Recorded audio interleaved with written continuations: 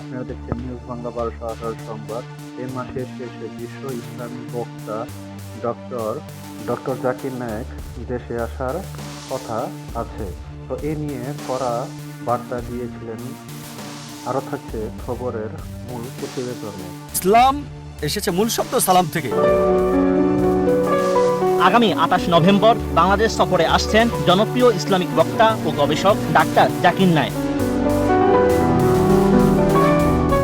তবে ইসলামিক এই চিন্তাবিদের ঢাকায় আসা মোটেও ভালো চোখে দেখছে না মোদী সরকার। কারণ জাকির নায়েকের বিরুদ্ধে ভারতে একাধিক মামলা রয়েছে। বাংলাদেশের কাছে মোদী সরকার আসা জনপ্রিয় এই ইসলামিক বক্তা ঢাকায় পা রাখলেই তাকে যেন ভারতের হাতে তুলে দেওয়া হয়। বিষয়টি ভারতীয় গণমাধ্যমকে জানিয়েছিল দেশটির পররাষ্ট্র মন্ত্রণালয়। এদিকে জাকির নায়েকের ঢাকার আসার বিষয়টি নিয়ে সম্প্রতি ধর্ম উপদেষ্টা ডক্টর আ.ক.ম খালিদ হোসেনের সঙ্গে ইভেন্ট ম্যানেজমেন্টের একটি প্রতিনিধি দল দেখা করেছিল। এখন প্রতিনিধি দলকে ধর্ম উপদেষ্টা জানান বিষয়টি তার এখতিয়ারে নেই।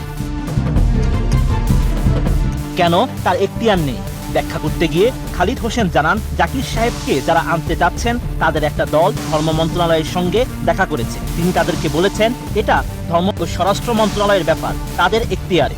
ডক্টর জাকির নায়েক সাহেবকে যারা আনতে চাচ্ছেন ওনাদের একটা দল আমার সাথে দেখা করেছেন।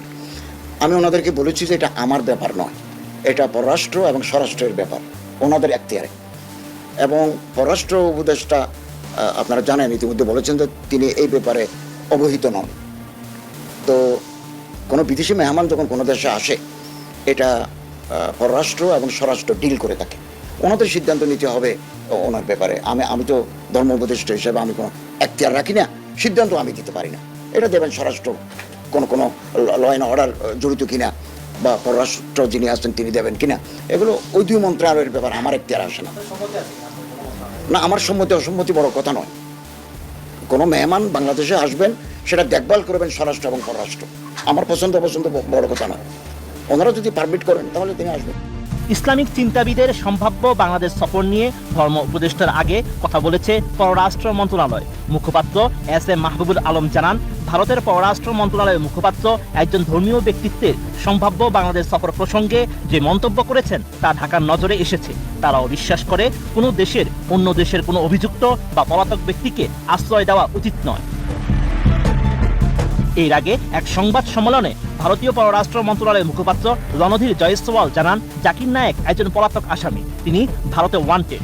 তাই নয়াদিল্লির আশা তিনি যেখানেই যান না কেন সংশ্লিষ্ট দেশ তার বিরুদ্ধে যথাযথ ব্যবস্থা নেবে এবং ভারতের নিরাপত্তা উদ্বেগের বিষয়গুলো বিবেচনায় রাখবে। নিউজ বাংলা ১২১৮ সংবাদ পেতে নিউজ বাংলার ১২১৮ সাথে থাকুন। তা আপনাদের মতামত জানাতে কমেন্ট বক্সে কমেন্ট করুন।